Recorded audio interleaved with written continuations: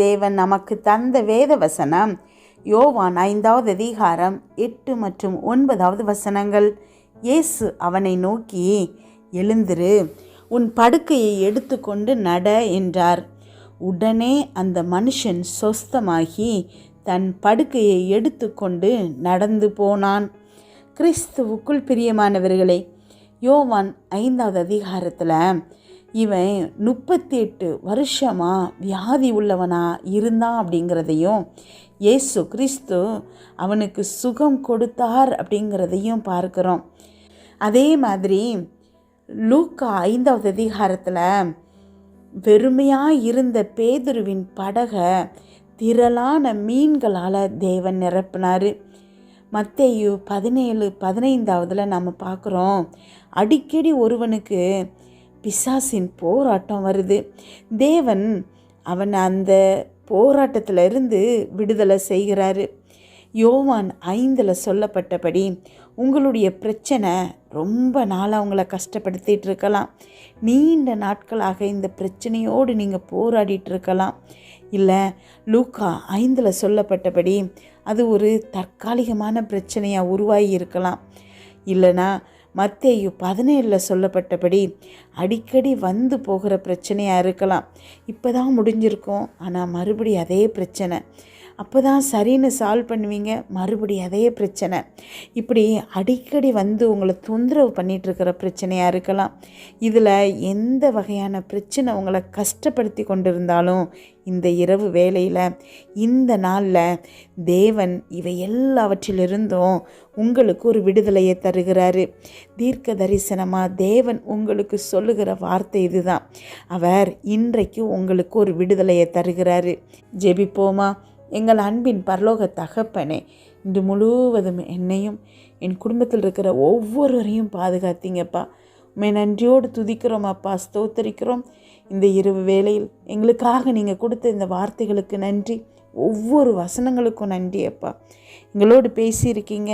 என்னோடு ஜெபிச்சிட்ருக்கிற ஒவ்வொரு பிள்ளைகளுக்கும் அப்பா, இதில் எந்த மாதிரியான பிரச்சனை இருந்தால் கூட, ரொம்ப நாட்களாக கஷ்டப்படுத்திகிட்டு இருக்கிற, பயமுறுத்திக்கிட்டு இருக்கிற பிரச்சனை இல்லை, இப்போ புதுசாக உருவாகி கண் முன்னாடி பெரிய பிரச்சனையாக நிற்கிறது, அப்படி இல்லைன்னா அடிக்கடி வந்து வந்து பிரச்சனை பண்ணுகிறது, இதெல்லாவற்றிலிருந்தும் இன்றைக்கு அப்பா உம்முடைய பிள்ளைகளுக்கு விடுதலை தருகிறேன்னு சொல்கிறீங்கப்பா. நன்றி செலுத்துகிறோம் அப்பா. ஒவ்வொரு பிள்ளைகளும் இப்பொழுது விடுதலையை பெற்றுக்கொள்வார்களாகப்பா. இத்தனை நாட்களாக இருந்த இந்த பிரச்சனைகள்லேருந்து உம்முடைய பிள்ளைகளை குனிந்து தூக்கி அப்பா விடுதலை செய்கிறீங்க ஏசப்பா. உம்முடைய கரம் இந்த பிள்ளைகளுக்காக யாவையும் செய்து முடிக்கிறமைக்காக உமக்கு நன்றி செலுத்துகிறேனப்பா. கமெண்டில் ஜெபிக்க சொல்லியிருக்கிற ஒவ்வொரு பிள்ளைகளுக்காக ஜெபிக்கிறோம்.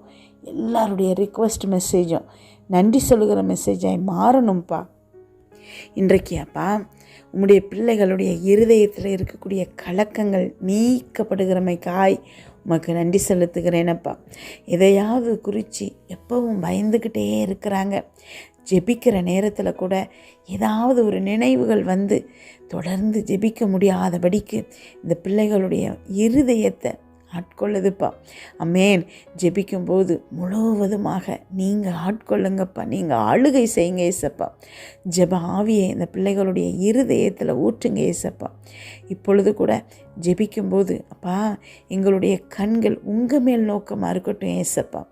எங்களுடைய இருதயம் சிந்தை முழுவதுமாக நீங்கள் நிரம்புங்க ஏசப்பா. இந்த உலகத்தில் உள்ள யார் பேசின வார்த்தைகளும் எந்த பிரச்சனைகளும் எங்களை டிஸ்ட்ராக்ட் பண்ண விடாதபடிக்கு முழுவதுமாக நீங்கள் ஆளுகை செய்யுங்க ஏசப்பா. நாங்கள் ஜெபிக்கும்போது அப்பா எங்களுடைய மனம் ஒருமனப்பட்டு உண்மையே நினைத்து கொண்டு இருக்கட்டும் ஏசப்பா. எங்களால் கொஞ்ச நேரத்துக்கு மேலே கான்சென்ட்ரேட் பண்ண முடியலப்பா. அமேன். ஏதாவது ஒரு கவனம் செதறி உலக சிந்தனைக்குள்ளே போயிடுது. இதை செய்யவா அதை செய்யவா, இவங்க இப்படி பேசினாங்க அவங்க இப்படி பேசினாங்க, என்ன சமையல் பண்ணுறது. ஜெபிக்கிற வேலையில் இப்படி இருதயத்தில் ஏகப்பட்ட நினைவுகளை கொண்டு வருகிற பிசாசின் கிரியைகள் இப்பொழுது அழிக்கப்படட்டும் ஏசப்பா. ஆமென். என்னோடு ஜெபிச்சிட்ருக்கிற ஒவ்வொரு பிள்ளைகளும் 5 நிமிடமோ 1 மணி நேரமோ அப்பா 2 மணி நேரமோ உம்மை நோக்கி அமர்ந்திருக்கும்போது அவங்கள முழுவதுமாக நீங்கள் ஆக்கிரமிங்க ஏசப்பா. உலக சிந்தனைகள் இந்த பிள்ளைகளை எந்த விதத்திலும் தாக்காதபடிக்கு அக்கினி மதில் சுவராய் நீங்கள் இருங்க ஏசப்பா. உங்களுடைய பிரசன்னத்தை உணரணும்ப்பா. இப்போ நாங்கள் ஜெபிக்கிற இந்த வேலையிலேயே ஒருமனப்பட்டு என்னோடு ஜெபிச்சிட்ருக்கிற இந்த பிள்ளைகள் அப்பா அவங்களுடைய இருதயத்தில் எந்த நினைவுகளும் அவர்களை தொந்தரவு படுத்தாதபடிக்கு ஆமென் ஒருமனப்பட்டு உங்களுடைய பிரசன்னத்தை இப்பொழுது உணரும்படிக்கு அருகில் உம்முடைய கரங்கள் இந்த பிள்ளைகளின் கரங்களோடு இணைக்கப்பட்டிருக்கிறதை உணர்ந்தவர்களாக என்னோடு ஜெபிக்கட்டும் ஏசப்பா.